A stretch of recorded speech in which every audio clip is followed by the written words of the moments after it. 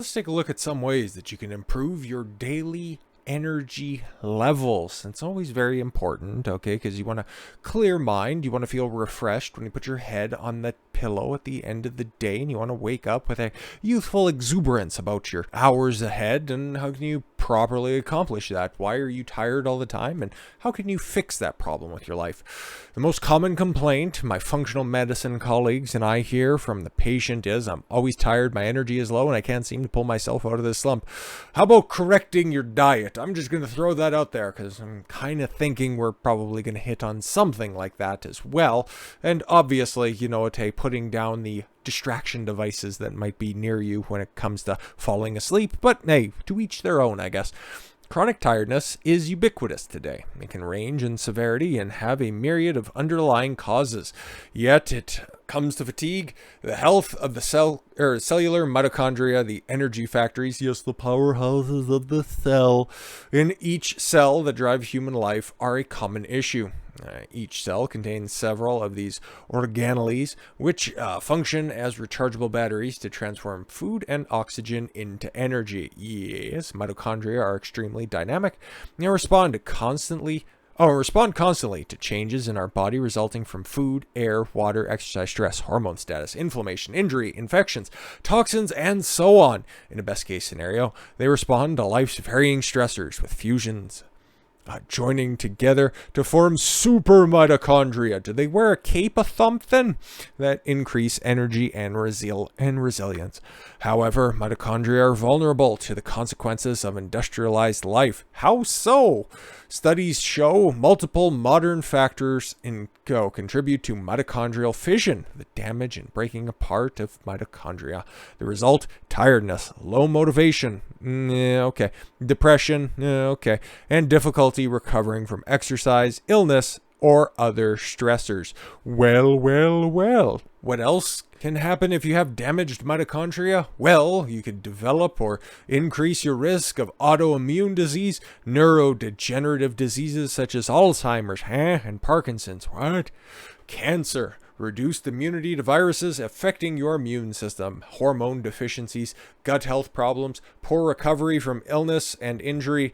Isn't that immunity to virus? Anyways, and insufficient stem cell activity. All right. Daily factors that can damage your mitochondria. So why are you tired and why are your mitochondria all busted up? Before addressing the chronic tiredness, it's important to rule out any serious disorders. Yes, obviously the ones that would directly affect your mitochondria, because that is something that can only be fixed by your doctor's orders. Okay, so anemia, hypothyroidism, diabetes, pulmonary disease, and other pathogens pathologies, sorry, my mistake. So specifically, what can you do to fix it at home before you involve a medical healthcare professional? Well, address your sedentary lifestyle.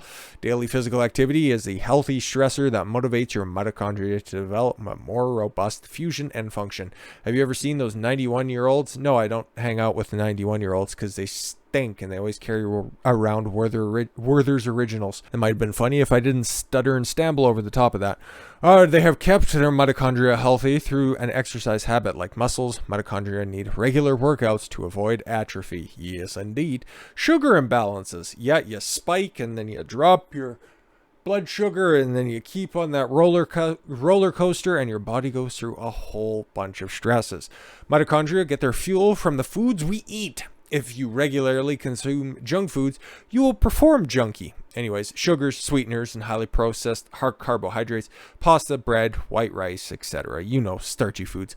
Your mitochondria simply won't have the substances they need for efficient energy production. Also, a sugary, high-carbohydrate diet causes insulin resistance, a stepping stone to diabetes that robs the cell of glucose. Toxins. We are in an era of unprecedented exposure to toxins and heavy metals, and thousands of studies that show the damage to the mitochondria and promote a number of diseases such as diabetes and cancer. Pharmaceutical drugs, yes, obviously, that's just a normal side effect, okay, and can also affect your gut biome as well and disrupt that. So, many over-the-counter and prescription drugs have been shown to damage the fragile mitochondria, and the polypharmacy model of taking multiple drugs can overwhelm them. Infections, obviously, you get sick, you get run down, that makes sense, but then the long-term effects of it as well. Undiagnosed Epstein-Barr virus, Lyme disease, mold toxicity of the city, fungal infections, and bacterial overgrowth in the gastrointestinal tract. Yes, that is the messing up of your gut biome, obviously. Sleep deprivation. Yeah, if you're not sleeping, you're going to be tired. Less said about that, the better. Systematic inflammation. Foundation of most modern diseases today is systemic body-wide inflammation. The factors mentioned above also promote inflammation along with undiagnosed food intolerances or allergies. Yes, indeed. Gluten and dairy are the most common. That's why you should cut them out of your diet. Diets high in processed food and low in whole foods, produce and fiber, low antioxidant status, chemical sensitivities, undiagnosed or unmanaged autoimmune disease, chronic stress, and poor gut health. Nutrient deficiencies, obviously. So yes, go to your doctor and get your blood tested. See which vitamins, minerals, and other micronutrients you are running a deficiency of. Nutrients that support mitochondrial function include the B vitamins. Yes, but vitamin B12 specifically, but also the other a range of B vitamins as well. Vitamin K and vitamin C. You're unlikely to see significant improvement from supplements alone, but it will take some time and that you can properly bring your body back up to proper homeostasis.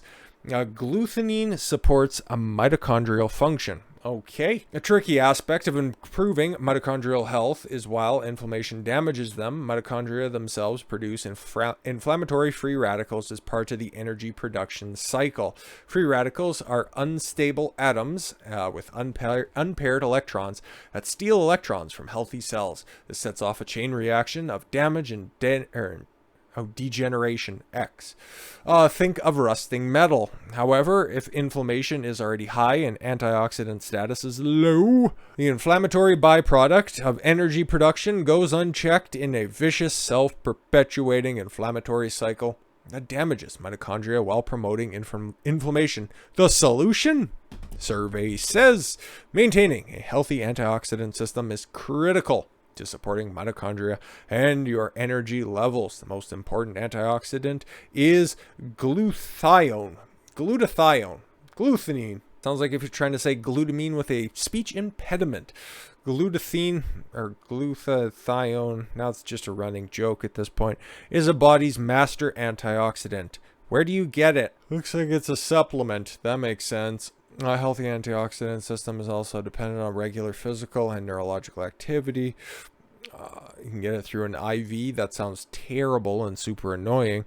The author of the article also recommends glutathione supporting recycling compounds that include N-acetine, cysteine, cordyceps, gotucolu, milk thistle, L-glutamine, and alpha-lipoleic acid, ALA, which you'll find in fish oils as well, and selenium, which you'll also find in some other small fishes as well, like sardines. I'm pretty sure that's in there. I've seen that enough. So with regular physical activity and whole food diet, and antioxidants are vital for mitochondrial health. Here are some other factors also. Consistent schedule. For example, mitochondria function best when you stick to a consistent schedule of sleeping, eating, exercising, and other daily habits.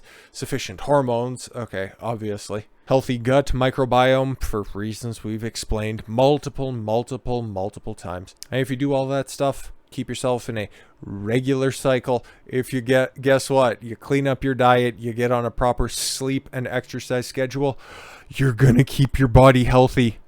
Imagine that. Who could have seen that coming? But with all that said, thank you all very much for the gift of your time. I've been Don Consuelo. I want you to follow your gut and get after it. Take care, everyone.